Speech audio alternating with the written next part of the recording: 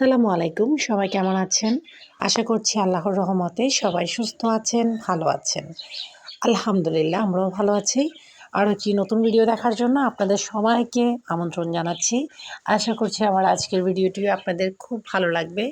সকালবেলা বসেছি ভয়েস দেওয়ার জন্য। এখন প্রায় সকাল ৭:৩০ বলা যায়। সকালের নাস্তা খাওয়া শেষ।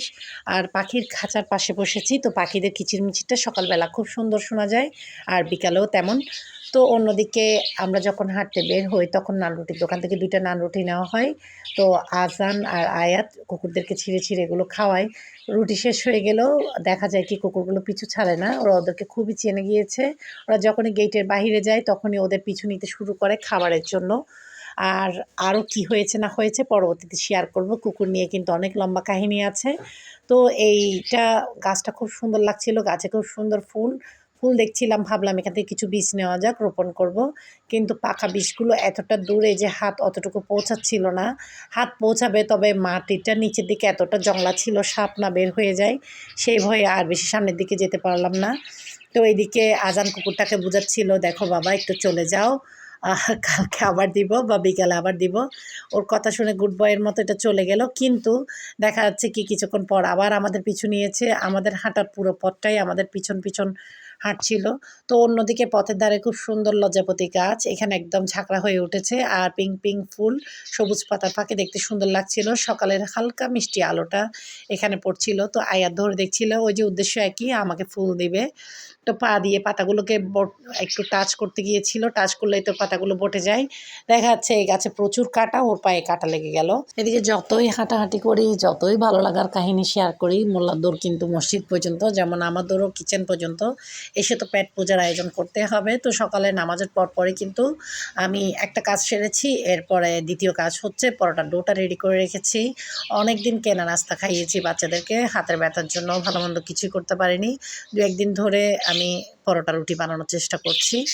আর হাত বানানো নাস্তা তো ভুলে গিয়েছে বাচ্চারা, খুব কমই বানানো হয় ইদানিং, কারণ পারছিলাম না। এখন দেখি আল্লাহ যদি আস্তে পারি আর কি। তো এদিকে কিছু সবজি বাজার আর শাক ছিল, শাকগুলো কিন্তু ঘরের আশপাশ থেকে উঠানো হয়েছে। তো এগুলো এখন গুছিয়ে নিব বলতে মরিচের ডাঁটা ফেলে নিতে হবে, মুছে তারপর টিস্যু দিয়ে বক্সে পেঁচিয়ে রাখতে হবে।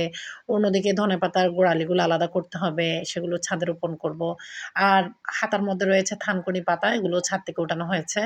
তো সকালেই প্রথমে বললাম একটা কাজ করেছি, তারপর পরোটার ডো রেডি করেছি। প্রথম কাজটা হচ্ছে এই যে মাংসগুলো ফ্রিজ থেকে ভিজতে দিয়ে রেখেছি আর কি বের করে, কারণ শীতকালে তো ফ্রোজেন জিনিস একদমই নরমাল হতে চায় না, বরফ হয়ে আছে এখনও কয়েক ঘন্টা। এটা প্রায় ৩ ঘন্টা পর দেখাচ্ছি, ৩ কি ৩.৫ ঘন্টা পর ভিজতে দেওয়ার পর এই অবস্থা। এখন এগুলো বরফ হয়ে আছে, জমা থেকে ছুটেনি। তো এগুলো রেডি করে নিতে কিন্তু অনেক সময় লাগবে। আর দেখা যাচ্ছে প্রচুর ঠান্ডা পানিগুলো একদম বরফের কণার মতো হাতে ফুটছিল। কিছু করার নেই, যেহেতু আমার কোনো হেল্পিং হ্যান্ড নেই। তো দেখা যাচ্ছে নিজের হাত দুটোই শেষ ভরসা।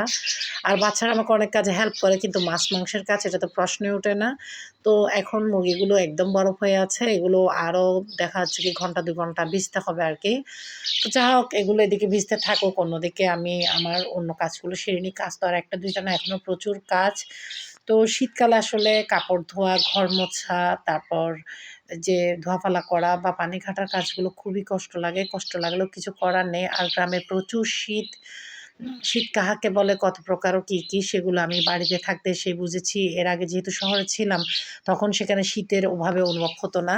তো এই যে একটা গাছ, এই গাছটা আজকে আপনাদের সাথে শেয়ার করছি। এটার নাম সম্ভবত প্যাপোরিয়াম ট্রি বা এই টাইপের কিছু একটা, আমার সঠিক মনে নেই। তো ফেসবুকে ইদানিং বেশ দেখছিলাম পাহাড়ি ভিডিওতে যে এই গাছটা নাকি পেস্ট করে চুলে লাগালে খুবই ভালো। আর এটা হচ্ছে স্নেক পাতাবাহার সম্ভবত।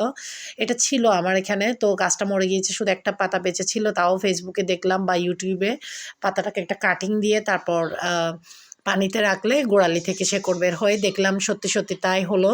একটা কাটিং দিয়ে আমি ঝুলিয়ে রেখেছিলাম, নিচে দিয়ে পানি, সেখান থেকে এতগুলো চারা বেরিয়েছে। এদিকে সকাল থেকে প্রচুর তাড়াহুড়োর মধ্যে দিয়ে কাজ করেছি, কারণ স্কুলে আসতে হবে। স্কুল পার্টি ছিল আজকে আয়াতদের।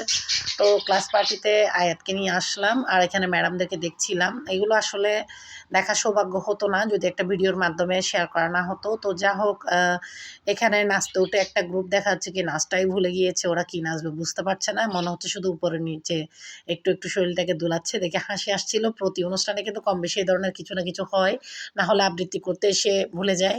তো যা হোক, এদিকে আমি আর আয়াত বসেছিলাম পাশাপাশি। ছেলেটাকে আমি এদিক ওদিক নড়তে দিচ্ছি না, কারণ ওর সর্দি কাশি জ্বর কানের ব্যথা এগুলো নিয়ে ওর একদম আক্কেল গুড়ুম অবস্থা।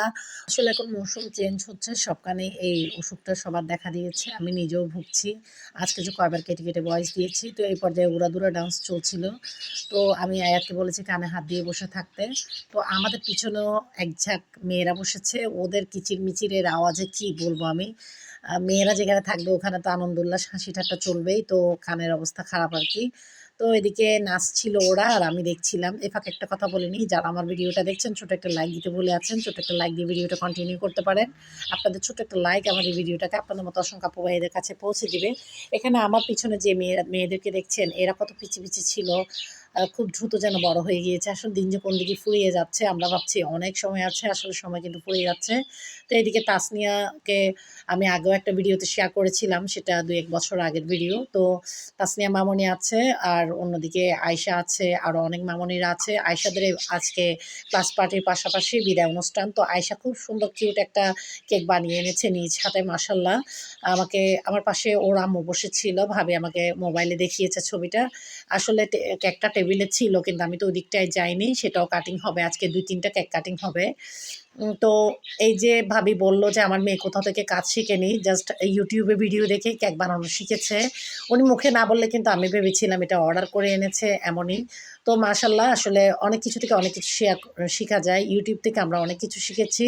এটা অস্বীকার করার কোনো পথ নেই। মোবাইল মানে যে খারাপ তা না। এখন কে কোন দিকে যাবে সেটা হচ্ছে তার একান্ত নিজের ব্যাপার। এখন কেক কাটিং চলছে। আয়াতকে ম্যাডামের ডেকেছে। আয়াত উপরের দিকে উঠেছে। আর ও যেহেতু একটু লম্বা, তো ওকে পেছন দিকে দিয়েছে আর কি। তো কেক কাটিং হয়ে গিয়েছে। এরপরে বিরিয়ানি বিতরণ চলবে। আমরা কিন্তু চলে আসবো একটু পরেই। তো এখন সব বাচ্চারা একসাথে উঠে গিয়েছে। একদম পাগলা, পাগলা ডান্স দিচ্ছে। খুব সুন্দর লাগছিল। গত বছর এই সময়টাতে কিন্তু আয়াতও ডান্স করেছে। তো আজকে তো অসুস্থ। আর আজকের দিনে আমি অনেক একা, একা বোধ হচ্ছিল আমার। কারণ আমার প্রিয় ভাবিরা, গার্ডিয়ান ভাবিরা, আমার বান্ধবীরা কেউ আজকে ছিল না। আমি ওদেরকে মিস করেছি। হয়তো ওরা এসে চলে গিয়েছে। যেহেতু আমরা ক্লাস পার্টির লাস্টের দিকে এসেছি। আম দেখা যাচ্ছে তানজিমের আম্মু, আদিত্যর আম্মু, তারপর জাওয়াদের আম্মু, আমার প্রিয় বান্ধবীরা কেউই ছিল না এখানে। তো যা হোক, বাচ্চাদের ডান্স দেখছিলাম আর আয়াত কানে হাত দিয়ে বসেছিল। তো এ পর্যায়ে আরেকটা কথা বলে নিই, যারা আমার ভিডিওটা আজকে প্রথম দেখছেন, পরবর্তী নতুন ভিডিও দেখতে চান, আপনারা চাইলে এখনই সাবস্ক্রাইব করে all button, bell button click করে দিতে পারেন। এতে করে পরবর্তীতে আমি যেকোনো নতুন রেসিপি বা ব্লগ ভিডিও দিলে আপনাদের মোবাইলে নোটিফিকেশন পৌঁছে যাবে। আর এই যে সাজিয়েছে, এই সাজগুলো আমরা এসে কিছুই দেখিনি, সব বেলুন বাচ্চারা ফুটিয়ে নিয়েছে। ক্লাস পার্টি মানে তো আনন্দ হবে। আর এই সাজানোর কষ্ট সব অবদান কিন্তু ম্যাডামদের। তো এখানে আজকে ম্যাডামদের নাম উল্লেখ না করলেই নয়। ডান দিক থেকে কলি ম্যাডাম, মানবিকা ম্যাডাম, কণিকা ম্যাডাম, মমতাজ ম্যাডাম, তারপর মেরি ম্যাডাম, বন্দনা ম্যাডাম। ওনারা অনেক বছর ধরে এই স্কুলে বাচ্চাদের পড়িয়ে আসছেন। মমতাজ ম্যাডাম তো স্কুলের ১ম বছর থেকেই, স্কুলের জন্মের ১ম বছর থেকেই এই স্কুলে অংশ হয়ে আছেন। তারপর দেখা যাচ্ছে কি, আমার ননদরা ১ম বেসের স্টুডেন্ট। আমার ননদরাও মমতাজ ম্যাডামের কাছে পড়েছে। আমি অনেকটা এই ধরনের শুনেছি। তো এদিকে আরেকটা নতুন ম্যাডাম, উনি ছবি তুলে নিয়েছে। উনার নামটা আমার এই মুহূর্তে মনে নেই। আচ্ছা, ওয়াসিয়া ম্যাডাম। অন্যদিকে আমার আলিফ রান্না করছিল, মাস্টার শেফ হয়ে গিয়েছে। ও জানে যে আমি অসুস্থ। তো আমি মুরগির মাংসটা ভিজতে দিয়ে গিয়েছিলাম। ও যে মানে এটা রান্না করে ফেলবে আমি বুঝতে পারিনি। তো এসে তো দেখে অবাক হয়ে গেলাম। একদম সোনায় সোহাগা, আমি তো এখন কাজ না করে পারবো। ও এই ধরনের আলু দিয়ে, সস দিয়ে কীভাবে করে যেন রান্না করে, এটা এক পর্যায়ে গিয়ে একদম বোনা, বোনা হয়ে যাবে। তারপর ওরা খিচুড়ি দিয়ে খাবে। অন্য পাতিলে খিচুড়ি রান্না করেছে। আলিফ আজান খিচুড়ি, বিরিয়ানি এগুলো কিন্তু ভালোই রান্না করতে পারে। আরও অনেক ধরনের নাস্তাও বানাতে পারে, অনেক কিছু রান্না করতে পারে। এটা শিখিয়েছি আমি। কখনো ছেলে মেয়েদের মধ্যে ভেদাভেদ করি না। আমি চাই মেয়েরা যা কাজ পারবে ছেলেরাও সবকিছু পারুক। ছেলে মেয়ে সমান। কোনো ভেদাভেদের কিছু নাই। তো আয়াতকে যে ভাতটা দিয়েছে, এখানে একটা ডিমও ছিল, সালাদও ছিল। আয়াত ডিমটা উঠিয়ে খেয়ে নিয়েছে। আর এখানে আছে, এগুলো কিন্তু ৩ ভাই ভাগ করে খাবে, একজন খাবে না। এটার মধ্যে না একটা আলাদা মজা। তো এই মানে ভাগ করে খাওয়ার মধ্যে। তো অন্যদিকে আমি সালাদটা তৈরি করে নিচ্ছি। আর এদিকে লেবু কেটে নিয়েছি। ওরা আচার খাবে না বলেছে। তো আর আমি কিন্তু রান্না থেকে ছুটি বললেও এতটা ছুটি না। আমি এসে আবার ১ পাতিল মুরগির মাংস বসিয়েছি চুলায়। কারণ ওরা সস দিয়ে যেটা কষা, কষা করেছে সেটা আমি খাবো না।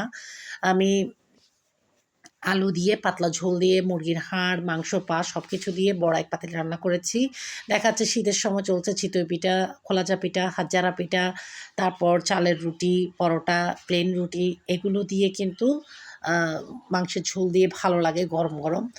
তো এখন সালাদ মাখা শেষ, এখন খাওয়ার পর্ব শুরু হবে। সবার ক্ষুধা লেগে গিয়েছে। এই ফাঁকে আমি গোসলটা সেরে এসেছি, নামাজ পড়ে এসেছি। এখন শুধুই ভাতটা খাবো আর একটু বিছানায় গাটা গড়িয়ে নিব। তো এই তো এক পাতিল ঝোল দিয়ে আমি রান্না করেছি। এগুলো একটু আপনাদের সাথে শেয়ার করছি। এই পর্যায়ে আমি বাচ্চাকে বলছিলাম এখানে ডুব দেওয়া যাবে। আর রান্না করব সেখানে আলু দিব না, এটা তো হতে পারে না। আমার ঘরে তো আলু আর আলু, একদম আলু পরিবার এমনই বলা চলে। তো এই তো আমার বাবুগুলোকে একটু করে খাবার দিলাম, পাতিলটা পরিষ্কার করে দিয়েছি, পানি দিয়েছি এই। তো দুজন দুজনের সাথে অভিমান করে কেমন করে যেন দেখে আছে। আর পাতিলের ভিতরে আছে আমার ঘরের নতুন অতিথি। তো অতিথিকে আগামী ভিডিওতে শেয়ার করব। তো এরা দুজন কী করছিল একটু দেখছিলাম। তো এটা হচ্ছে গোসলের আগের একটা সিন। ভাবলাম আপনাদের সাথে শেয়ার করা যাক। আর বিকালে বেল বাজিয়ে নাস্তা দিয়ে গিয়েছে, সেজন্য বিকালের জন্য আর নাস্তা তৈরি করিনি। পেয়ারা কেটে নিয়েছিলাম, কিন্তু দেখা যাচ্ছে অনেক রকমের ফল চলে এসেছে। চট্টগ্রামে কেউ মারা গেলে ৪ দিনের দিন বা ৩ দিনের দিন, ৫ দিনের দিন একটা ফলার পাতেয়া হয়। এটা যারা চট্টগ্রামে আসে ওরা জানে। তো আজকের জন্য এতটুকু। সবাই ভালো থাকবেন। আল্লাহ হাফেজ।